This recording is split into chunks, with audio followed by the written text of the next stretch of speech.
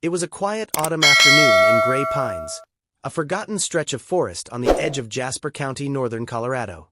Amber Walker, a widowed woman in her mid-30s, was hunched over her garden behind a weather-beaten wooden house, hands deep in the earth, replanting carrots before the frost came in. Her phone lay face down in the grass beside her.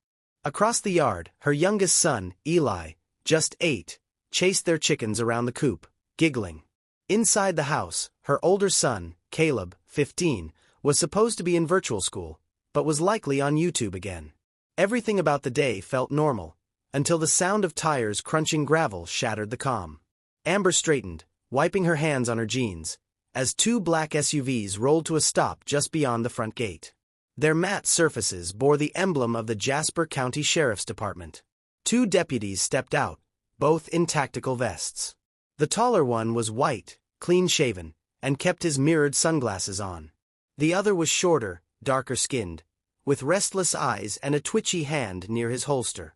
Amber stood her ground as they approached. Her voice remained even, but her gut twisted. "Can I help you, officers? We got a tip about stolen property being stored on these premises," the taller deputy said flatly. A tip? "From who?" Gladly. "Do you have a warrant?" "Not yet. We're just here to look around. It'll be quick." "No warrant, no entry," Amber said, folding her arms across her chest. A tense silence followed. The deputy adjusted his sunglasses. "We can get one." "Then go get one," she replied calmly. But they didn't leave. Instead, they started circling the yard, snapping pictures of the barn and the old shed behind the chicken coop. One of them radioed for backup. Caleb cracked open the front door. "Mom, what's going on?" "Back inside, Caleb. Now." One of the deputies took a step toward the porch. "How many people are in the house?" "Just my sons," she answered. "Why?" "We just want to be sure no one's in danger." "In danger from me?" He didn't respond. A third SUV pulled up. Then a fourth. They weren't here for stolen junk. Amber knew that. They were here for her, for the land she refused to sell, for the color of her skin, for her quiet defiance. One officer moved toward the shed. Amber stepped into his path. "No warrant. "No entry. You're obstructing a lawful investigation." She smirked. "No, I'm protecting my home." From the shed, someone shouted, "Found something." All heads turned. A deputy yanked a tarp off a pile of rusted wiring and an old ATV engine. "This look familiar?" "Sure," Amber said. "It came with the property. It's junk. Looks like it was stolen from a construction site." It wasn't. But they kept snapping photos and calling things in. Amber's chest tightened. She wasn't just being watched. She was being framed.